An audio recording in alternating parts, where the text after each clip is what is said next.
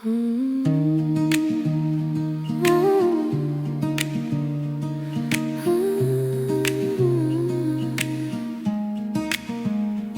ஆண் காத்துக்கொள்வான் சொன்ன வாக்கை, ஒரு பெண் நம்புவாள் காணும் உண்மையை.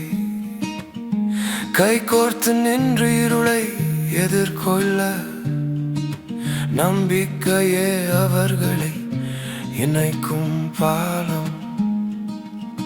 வார்த்தைகளில் அல்ல, செயல்களில் தான் நம்பிக்கை பிறக்கும். இதயங்கள் உண்மையானால் தான் நம்பிக்கைதான் உறவுகளின் நூல். அதை பிடித்தால் நாம் அருகருகே